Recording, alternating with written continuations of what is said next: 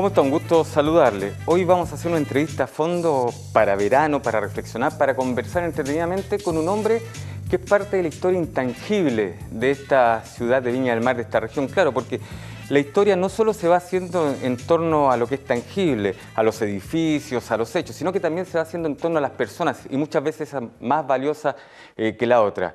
Y sin duda que nuestro entrevistado de hoy tiene mucho que contar. Él no tiene problema en decir que a la actualidad tiene 92 años de edad, está a punto en el mes de junio de cumplir 93 y sigue tan vigoroso como se le ha conocido siempre, y para quienes lo conocen, ¿no es cierto?, también lo saben muy bien. Es por eso que hoy vamos a conversar en esta entrevista a fondo con el doctor Hernán Lillo Nilo. Lo tengo presente acá, doctor, como fundador y director general de la Acción de Convergencia Cívica, tema del cual vamos a conversar, pero lo quiero saludar y después voy a presentar parte de su currículum, como para que quienes, ¿no es cierto?, nos están viendo también sepan por qué hablamos de esta experiencia tan importante y por qué de alguna forma usted es parte de la historia, ¿no es cierto?, actual y de alguna manera lo que pasó en gran parte del siglo XX en Viña del Mar y en la región. ¿Cómo está, doctor? Un gusto tenerlo acá. Muy bien, muy contento de volver a este lugar en que trabajé muchos años, ¿no es cierto?, con mucha satisfacción en un programa que fue muy útil, que se llamaba Fono Salud.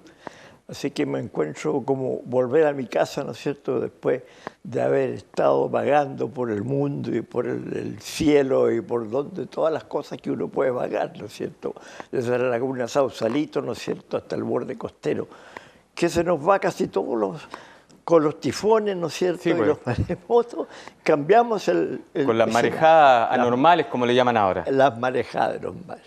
Ahora, muy contento de estar aquí, muy agradecido por la invitación. Y para mí también es un honor poder conversar con usted, doctor, en esta entrevista a fondo de Quinta Visión. Mire, fíjese que lo que dice el parte del currículum es destacado médico cirujano, especialista en traumatología, profesor universitario de las escuelas de medicina y de kinesiología, especialista en atención médica de emergencia y primer auxilio. Estoy leyendo porque no me quiero equivocar. Autor de libros sobre temas y también temas históricos. Bombero, llegando a ser superintendente en Viña del Mar y fundador de la Compañía de Bomberos de Viña del Mar Alto. Ha escrito ensayos, cuentos, poemas, es dibujante, organizador de actividades culturales, dirigente gremial en el Colegio Médico Independiente en política, pero siempre atento a lo que pasa en el devenir de esta ciudad. Doctor, ¿cómo han sido estos ya 92 años de vida para usted? ¿Qué destacaría? Ha sido una satisfacción muy grande haber podido hacer cosas. Soy un gran fundador. Soy más fundador que Pedro de Valdivia. Yeah. Yo llegué aquí a esta región por 6 meses en 1956 y se me tapó el calendario y no siguió corriendo. Y los 6 meses pasaron hace ya bastante, decenas de años, ¿cierto? Y estoy aquí muy contento de haber estado aquí y muy contento por lo que he hecho. He fundado muchas cosas, soy como le digo, un gran fundador, y eso me da una tremenda satisfacción. Planté árboles, escribí libros y tuve hijos. Y todo eso es una tremenda satisfacción porque yo tengo varios defectos y entre estos 2 defectos son que soy obsesivo y soy hiperkinético. Y eso me ha acarreado a veces muchos problemas, ¿no es cierto? Pero eso ha permitido hacer cosas en bien de la comunidad. Y el otro grande problema que yo tengo, que también puede ser un defecto, me comprometo mucho con lo que está pasando en mi entorno, en la comunidad en que vivo. No, y eso está claro, por lo menos dentro de lo que ha sido su experiencia y también su actividad, siempre ha quedado claro. Incluso en su especialidad médica, cuando muchos se cuestionan, ¿no es cierto?, el rol de algunos profesionales, usted en muchos años ha atendido a menores, ¿no es cierto?, sin cobrar nada. Muchas veces. Podrían haber sido más. Y lo otro, que yo tengo otra especialidad, que soy fisiatra. ¿Ya? Fisiatras son los médicos que se preocupan de la rehabilitación de los discapacitados físicos. Y eso me permitió, en 1959, fundar e inaugurar aquí un centro regional de rehabilitación para adultos lisiados, discapacitados, que eran dependientes del Servicio Nacional de Salud y de Atención Gratuita, que estuve en el hospital Eugenio Pereira Martínez, que está arriba en San Roque, Sí. y se me entregó todo un piso entero para crear un centro de rehabilitación que estuvo muy bien montado, con el apoyo de toda la comunidad de Valparaíso. En ese entonces hubo más que una Teletón, porque se comprometió prácticamente todas las actividades existentes en ese momento en la región de Valparaíso. Y además apoyado por la Universidad de Nueva York, donde yo me formé como fisiatra. O sea, la experiencia en lo profesional es larga y sin duda yo creo que hay muchos pacientes que a lo mejor lo están viendo en este momento, e incluso hijos de pacientes que deben recordar que en más de una oportunidad usted lo atendió. Pero doctor, ¿cómo se logra esto? Yo no sé si usted ubica Bien. a ¿cómo se llama este muchacho? Ya me voy a acordar del apellido, que anda en silla de rueda habitualmente, Jaime García Molina. Ah, sí, Jaime García, sí, hombre ligado a la democracia cristiana, hombre Claro. ligado también en más de una oportunidad a la DIGEDERS y servicios públicos. Uno de mis pacientes emblemáticos rehabilitados. Candidato en más de alguna oportunidad, Jaime. Exactamente. Y, entonces, y hay varios de ese tipo, de los cuales yo me siento orgulloso, porque han continuado haciendo una vida normal. Es que se les ve, por eso le digo, a Jaime, incluso trabajando en edificios de altura en el gobierno regional, ni un problema y siempre llegaba a la hora, un hombre que cumplía plenamente, o sea, sin duda que eso es importante para usted también. El discapacitado es el mejor funcionario que puede existir. Ahora, esto de ser médico, que sin duda es una profesión que quita mucho tiempo, ¿cómo se compatibilizó y cómo lo compatibilizó usted? Porque usted sigue atendiendo actualmente. Sí, actualmente. Exacto, sigue con la profesión hasta sí. el último, ¿no es cierto? Pero ¿cómo se compatibilizó con ser bombero, con ser escritor y también con ser padre y ser parte de una familia? Solamente por orden y organización. ¿Cuántas horas tiene su día? ¿Perdón? Su día, ¿cuántas horas tiene? El normal 20. tiene 24. No tiene 24, yo habitualmente a las 10 de la noche estoy durmiendo. Cuando estudiaba yo terminaba de estudiar a las 8 de la noche y pasara lo que pasara con el examen, yo me iba a comer y hacer tuto. Y eso era intocable las 8 o 10 horas de atrasado aunque estuvieran los estudios. Perfecto, o sea, eso ha sido importante también dentro de lo que ha sido su vida. Ahora, le reitero, ¿y esto cómo se puede llevar adelante, considerando que tú también, doctor, en momentos complicados de este país, como el año 1973, también estuvo ahí a la cabeza, ¿no es cierto?, en contra de la situación que se estaba dando del pronunciamiento militar?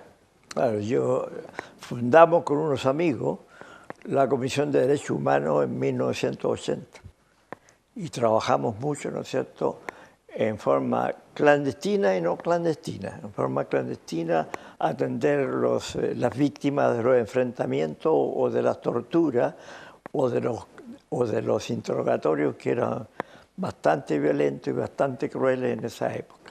Y fue una época difícil, pero que a todos los que trabajamos aquí nos llenó de entusiasmo y de realización por lo que estábamos haciendo. Un muy buen amigo suyo me dice, el doctor es un hombre de izquierda, pero no ha militado nunca en partido. No he militado en un partido porque estoy seguro que si yo estuviera en un partido no duraría más de 15 días. Ya. Porque yo tengo otro de los defectos que tengo, que cuando a mí me piden una opinión y cuando yo tengo que darla, yo la doy la opinión que yo tengo de ese asunto o de esa persona, no la que a esa persona le interesa escuchar. Perfecto. Y eso me ha creado muchos problemas, ¿no es cierto?, porque la gente no le gusta que digan cosas contra ella cuando ellos quieren escuchar otra versión de lo que se le está diciendo. Yo no soy capaz de adular, no puedo. Y si no puedo adular, me quedo callado. Y si me preguntan, yo digo lo que pienso y no lo que quiero que esa persona yo diga de ella. Y eso en los asuntos iguales. Mi padre me enseñó que cuando si yo estaba en una institución o en una agrupación, si yo no estaba de acuerdo con algo, lo expusiera. Y si eso no rendía sus resultados, su fruto, uno tiene que retirarse de esa organización porque si no sigue siendo un cómplice de lo que está pasando. Ahora, ¿qué significa para usted el nombre de Salvador Allende? Yo tengo una gran admiración por Salvador Allende como persona y tuve el gusto de pasar varias horas con él en el Palacio del Cerro Castillo. Y lo conocí íntegramente como un hombre leal, absolutamente consecuente con su manera de pensar, consecuente con su acción de vida, ¿no es cierto?, y con su política. Y por eso, cuando ocurrió el 73, yo estaba absolutamente convencido de que Salvador Allende no se suicidó. Él murió peleando, enfrentado con el oficial de apellido Garrido, que lo hirió en su abdomen. Y de allí fue llevado al Salón de Independencia, colocado en el sofá y se le disparó su metralleta. ¿Y sabe por qué le digo eso? ¿Por qué? Porque es Porque hay importante. una foto ¿Ya? legal que yo la publico en la última edición del libro sobre el año dramático que escribí, Sí, 1973. 73, en que está él botado en el sofá, el famoso sofá, pero su ropa, especialmente un suéter claro con pintitas oscuras, no tiene una gota de sangre. ¿Cómo se explica a usted que una persona que se dispare aquí no desparrame sangre, ¿no es cierto?, con la violencia de la explosión, cuando nuestra cara y nuestro cráneo está ricamente irrigada de sangre? Ahora, ha habido otros casos, ¿no es cierto?, en que también en su momento, desde el punto de vista técnico-médico, pasaron como muerte por enfermedad o muerte de otro tipo. Sin embargo, con el correr de los años se han reabierto aquellas investigaciones, el caso del expresidente Eduardo Frei Montalva, se está haciendo con Neruda. Con Neruda. ¿Usted tiene esperanza de que se reabra esta situación? Porque está como ahí, está como en la historia. Esperanza, porque la esperanza de la justicia nunca se tiene que terminar. Y van a explicarse todos esos casos, ¿no es cierto? No es posible que en Chile haya habido el asesinato de dos presidentes, ¿no es cierto?, con toda nuestra estructura y nuestra tradición democrática y republicana que tenemos.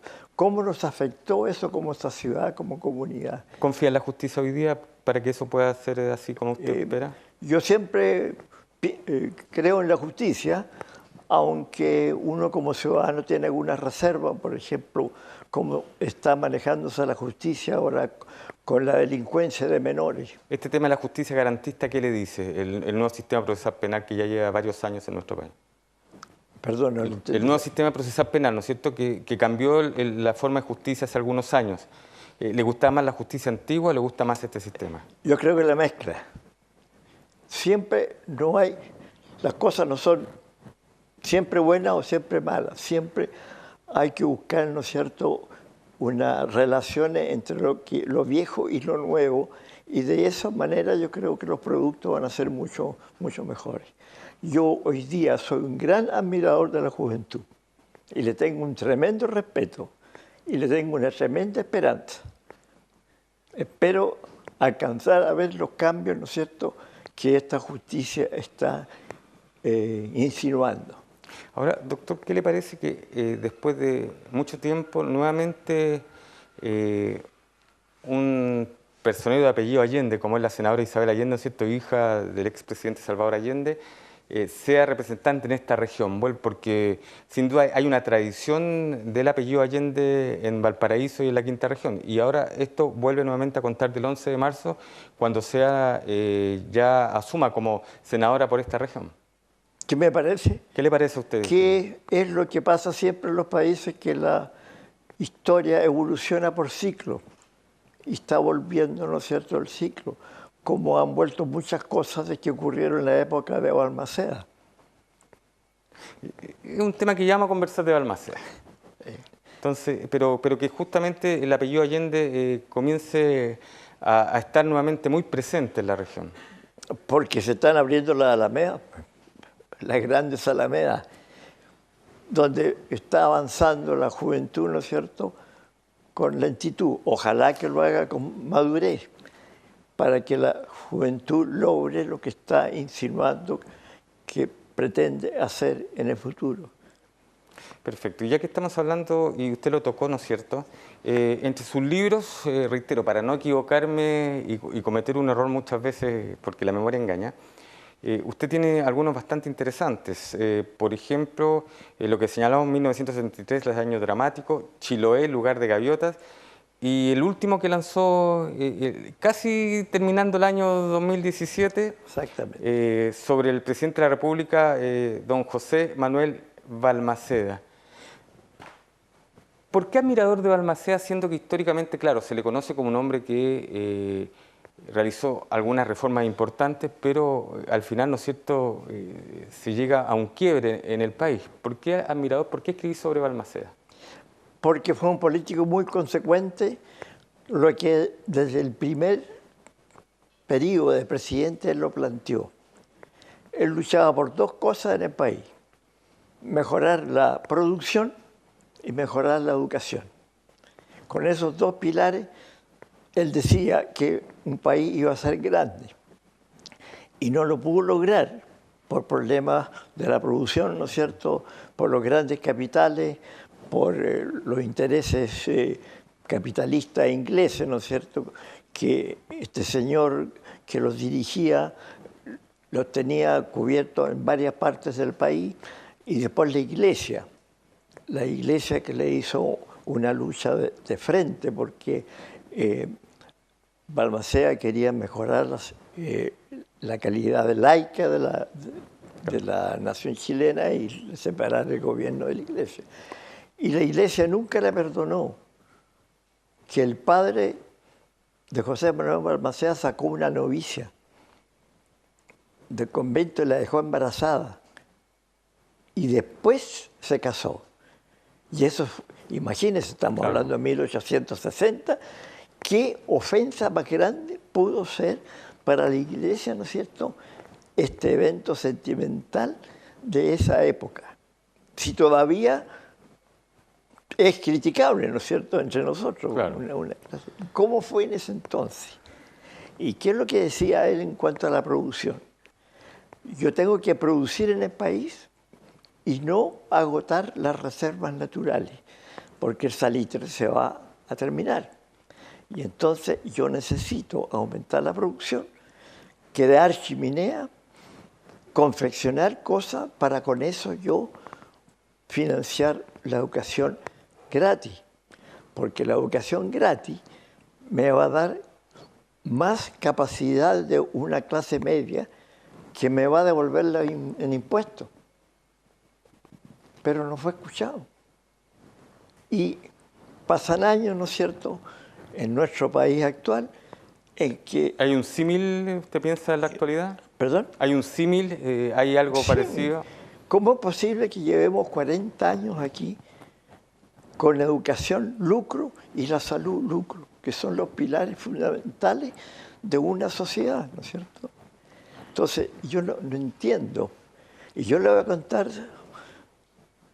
algo bien cortito. En 1950 se juntaron 4 médicos, todos parlamentarios, desde el Partido Conservador a Salvador Allende socialista. Trabajaron con más personas, con más profesores, con más médicos durante 2 años, por un bien común, que era la salud. Y en el año 1952 presentaron este proyecto al Congreso. ¿Sabe con qué mayoría fue aprobado este proyecto en el Congreso? Unanimidad del Congreso, donde desaparecieron las camisetas, los intereses menores, los intereses de los grupúsculos y los intereses partidarios en beneficio para cuál están los políticos, que es la sociedad, ¿no es cierto?, y la comunidad. Y ese servicio duró hasta la dictadura. Y después, nada. Grupo de ciudadanos de espíritus coincidentes.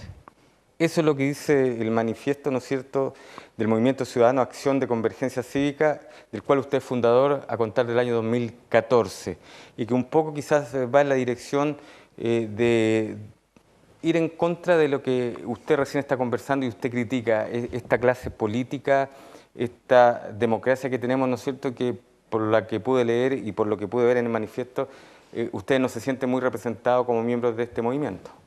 Sí, lo que pasa es que la política es valiosa, es valiosísima para el desarrollo de la comunidad, de los países, ¿no es cierto?, y las sociedades.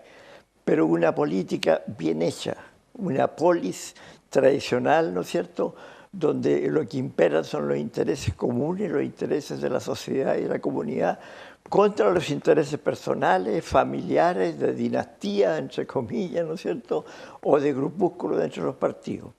¿Usted sabe cuántos militantes activos con carnet de partido político hay en Chile? Es muy difícil. Sí, es difícil porque además recuerde que hasta antes de la última elección, ¿no es cierto?, los partidos tuvieron que reinscribirse, claro, y no todos los que eran militantes, y ahí hubo muchas sorpresas donde también se conoció que a muchos se les había utilizado el nombre para inscribirlos antes. Claro. No llegan a 500.000. Entonces, 500.000 personas chilenas nos están diciendo cómo vivir, cómo actuar, qué es lo que resolver. De esos 500.000, ¿cuántos hay activos en los partidos? Que vayan a la asamblea, reuniones. Menos del 50%, ya, ¿no es por ser generoso. Claro. Y de eso hay grupúsculos, ¿no es cierto?, de poder que son intocables. Entonces, ¿cómo es posible que el ciudadano común y corriente siga siendo indiferente a lo que está pasando? Einstein, entre sus famosas frases, dijo: no es tan culpable el que hace el mal, es más culpable el que lo ve hacer sentado. Y más de alguien dice, ¿no es cierto?, los países tienen los gobernantes que se merecen. Además. De esas frases antiguas que muchas veces resuenan cada cierto tiempo y se recuerdan.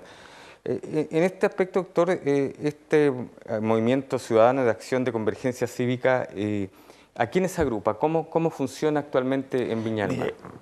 Nosotros buscamos un solo objetivo final, el bien común. Perdón, ¿buscan tener representación en algún cargo, por ejemplo, municipal? No cargo. Necesitamos, consejo lo que regional. buscamos es una tribuna que sea escuchada. Tener una fuerza intelectual, profesional y técnica y anímica de que tengamos que ser escuchados por las autoridades. Y que nuestras sugerencias, ¿no es cierto?, sean analizadas, sean estudiadas, ¿no es cierto?, y sean resueltas. Yo en octubre, en nombre de esta institución, yo le mandé una comunicación sugiriéndole a las autoridades respectivas que crearan una comisión de estudio de un nuevo proyecto de salud nacional. Desde el ministro, más o menos son como 20 comunicaciones, desde la ministra de Salud, de manera que ella lo dejara ya funcionando esto antes de irse. Ni siquiera acuso recibo. Bueno, es que muchas veces, ¿no es cierto?, dicen que con tanto tiempo, con tantas cosas que hacen, no alcanza. Y la verdad es que tampoco son los ministros los que reciben, sino que son los asesores y muchas veces un equipo tremendo, ¿no es cierto? A ver, Acción de Convergencia Cívica, www.convergencia.cl. Ahí usted puede encontrar más información sobre este movimiento ciudadano que es transversal. Absolutamente transversal. Y que no tiene ningún fin político. ¿Ah? No tiene ningún fin político partidista. Ningún fin político. Perfecto. Oiga, doctor, se nos ha pasado rápidamente el tiempo. Qué lástima. Sí, ha sido no. La verdad que ha sido muy agradable conversar con usted. Además, ha sido todo un honor porque, reitero, yo creo que la historia de los pueblos, la historia de las ciudades, la historia de las regiones, no solo se va haciendo con lo material, sino que se va haciendo con lo inmaterial, pero principalmente con los valores, se va haciendo con lo humano.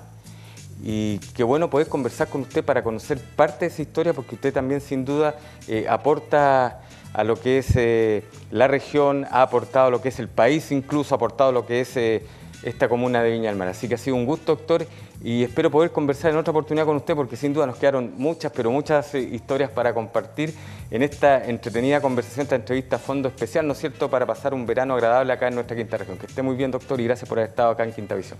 Gracias a usted por esta oportunidad de plantear las cosas que uno como ciudadano común y corriente no tiene dónde plantearlas y quién las escuche. Y generalmente en nuestro país cada día se escucha menos a los viejos. Pero hay que escuchar a los viejos y especialmente escuchar a estos jóvenes que están naciendo y están creando una nueva actitud política, social y moral frente a nuestra sociedad.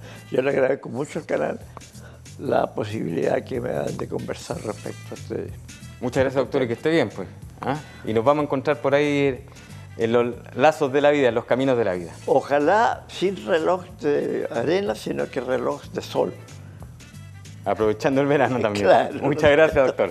El doctor Hernán Lillo Nilo, fundador y director general de Acción de Convergencia Cívica, pero usted se ha dado cuenta en esta entretenida conversación, interesante conversación, que es un hombre que tiene mucho que contar y sin duda es un verdadero aporte no solo a la historia de Viña del Mar, sino que de nuestra región y de nuestro país. Que esté muy bien usted y su familia.